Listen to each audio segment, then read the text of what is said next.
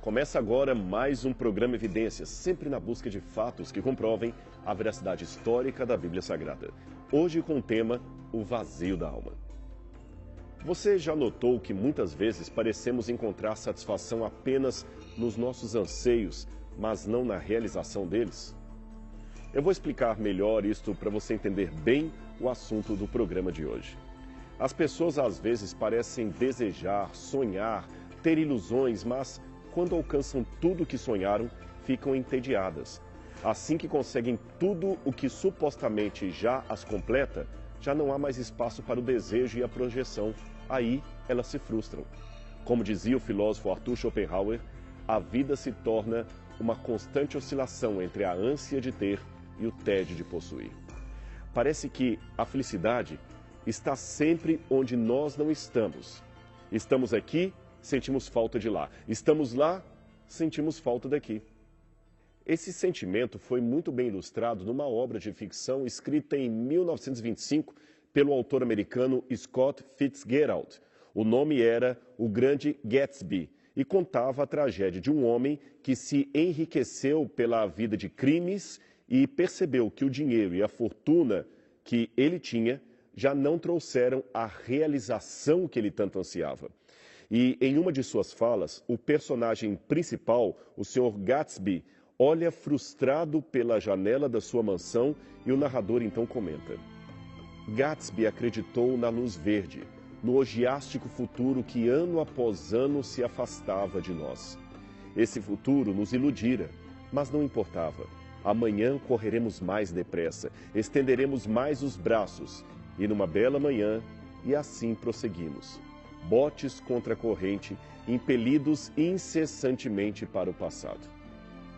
E da ficção para a realidade, assim é com muitos que se tornam infelizes de tanto querer ser felizes. Porque, afinal de contas, nós seres humanos somos assim. Platão dizia que nós só amamos aquilo que desejamos e só desejamos aquilo que nos falta. Parece que, mesmo na época desse conhecido filósofo grego, onde não havia nenhum dos elementos de estresse comuns do dia de hoje, os gregos daquele tempo já possuíam um sentimento de vazio tão devastador que perdura até os nossos dias. E ele está enraizado fortemente em cada um de nós. É uma constante insatisfação com a vida. Mesmo aqueles mais otimistas, que se consideram verdadeiramente felizes, poderão concordar comigo que até a sensação que temos de felicidade, diante de alguns bons momentos, é claro, da vida, ela vem minada por um sentimento de tristeza. Eu digo tristeza porque aquilo é bom, mas logo vai passar. É a falta do filho que se casou e foi morar longe, é a saudade de um ente querido que a morte levou, que fomos felizes com ele, mas que agora não está mais conosco. Às vezes, temos um anseio, uma sensação, se pudéssemos agarrar os momentos felizes, tornando-os algo eterno, fazendo-os durar para sempre, sem a perda da sensação que trouxeram, aí sim seria muito bom, não é mesmo? Agora, na realidade, mesmo a sensação que temos de felicidade é paradoxalmente um sentimento que precisa do desconforto para ter sentido. Sempre a felicidade vem alojada a um sentimento de desconforto, quer ver? Quando é que a comida está mais gostosa? Não é quando estamos com muita fome? Quando é que o lazer e o descanso se tornam mais prazerosos? Não é quando estamos cansados? Veja, olhando por esse prisma ou por essa lógica, parece que a felicidade e a alegria se traduzem em sensações de alívio mais do que sensações de um real e permanente bem-estar. É até difícil para nós imaginar um ambiente de felicidade completa, absoluta e eterna. Uma terra de prazeres alimentícios sem a experiência da fome. Uma terra de descanso aprazível sem a experiência do cansaço. Uma terra onde todos são servidos, mas ninguém é servo. Onde todos estão sempre juntos e, mesmo assim, têm o prazer de matar a saudade. O estranho é que parece ser esse tipo de universo paradoxal e inimaginável aquilo num contexto surreal que a nossa alma tanto anseia, tanto deseja. E para coroar esta sensação de insatisfação, vem ainda a maior certeza de todas, a realidade constante da morte, um inimigo terrível com o qual temos, infelizmente, de conviver. Podemos eliminar diversas coisas de nossa vida, mas não podemos eliminar a nossa própria morte. Podemos até adiá-la, mas nunca impedir o encontro inevitável com ela, que dia após dia se torna cada vez mais próximo de nós. O poeta Dylan Thomas definiu pesadamente o nascimento como o início de nossa morte, ao que o cineasta Woody Allen tentou suavizar com ironia, dizendo: "Não tenho medo de morrer, só não quero estar lá quando isso acontecer."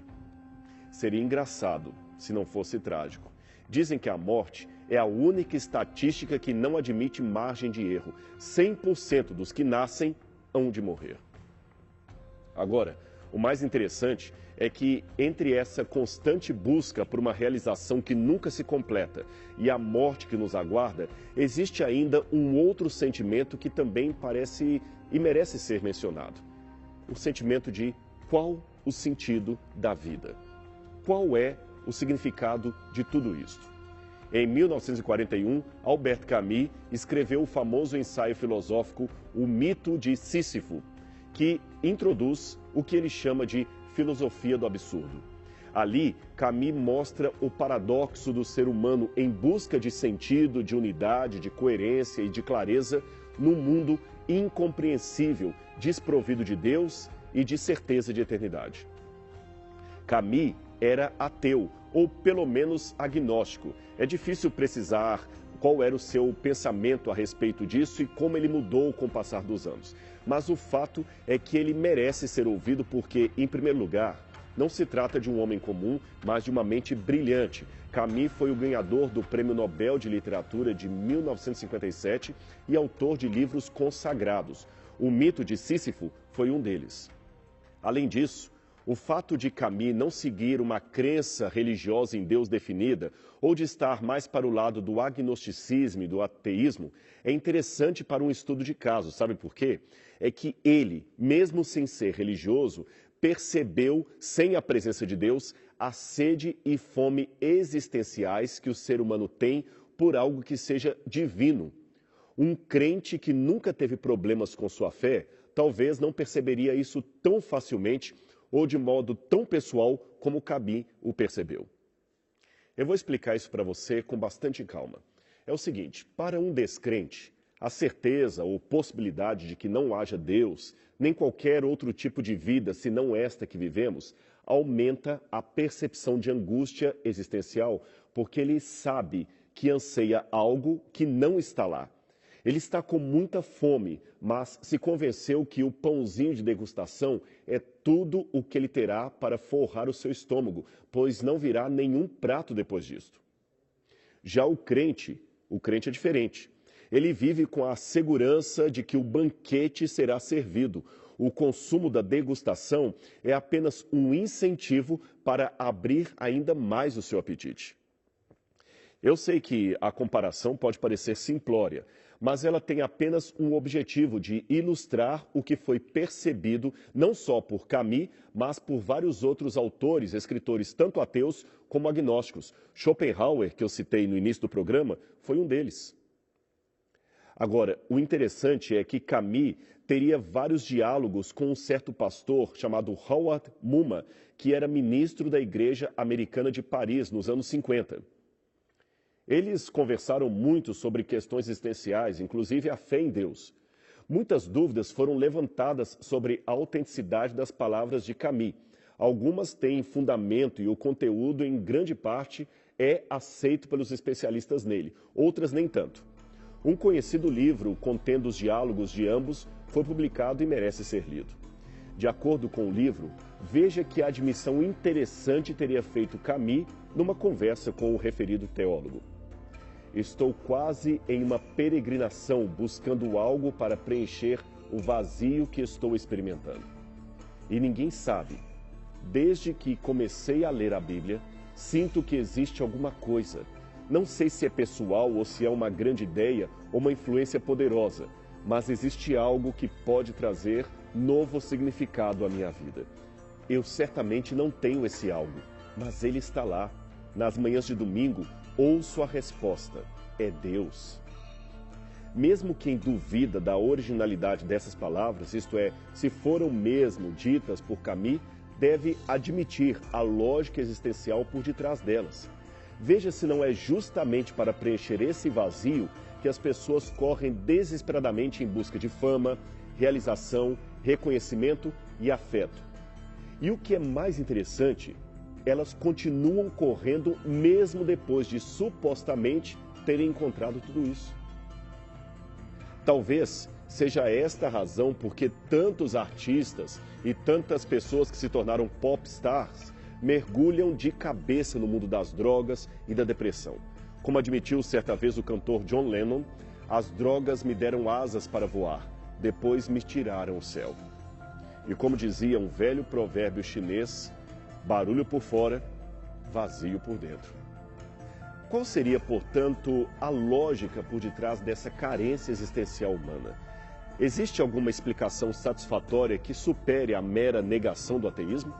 Aguarde só um instante, porque depois do intervalo voltaremos com esse assunto aqui no programa Evidências. Até lá!